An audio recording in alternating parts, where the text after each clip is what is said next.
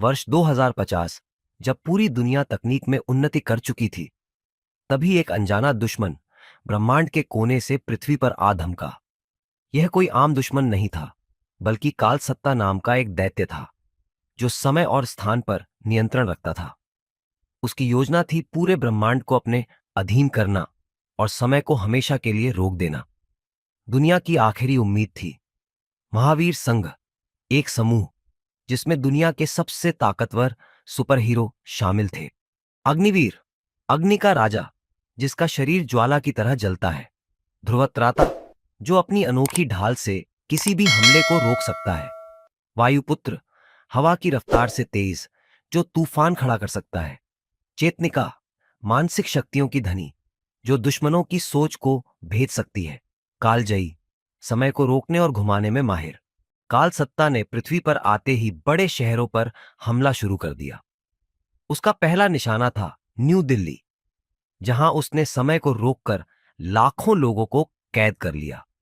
महावीर संघ के सदस्य तुरंत हरकत में आए, लेकिन काल सत्ता की ताकत उनके लिए चुनौतीपूर्ण थी। महावीर संघ को पता चलता है कि काल सत्ता की ताकत का स्रोत एक अनंत मणि है, जो काल सत्ता के किले में छुपा हुआ है। किले तक पहुंचने के लिए उन्हें एक खतरनाक ग्रह अंधकार लोक पर जाना होगा। रास्ते में उन्हें कई मुश्किलों का सामना करना पड़ा। अंतरिक्ष में जहरीले तूफान काल सत्ता के सिपाही, जो समय को मोड़ सकते थे। एक भयानक दैत्य क्रूराक्ष, जो किले का पहरेदार था। किले में पहुंचने के बाद महावीर संघ ने मिलकर काल सत्ता का सामना किया। हर सुपरहीरो ने अपनी ताकत से उसे कमजोर करने की कोशिश की, लेकिन काल सत्ता ने समय को रोककर उन्हें हरा दिया। तभी कालजयी ने अपनी ताकत का इस्तेमाल कर समय को उल्टा घुमाया, जिससे काल सत्ता की कमजोरियां उजागर हो गईं। चेतनिका ने उसकी मानसिक कमजोरी पर वार किया और अग्निवीर ने उसे जलाकर राख कर दिया।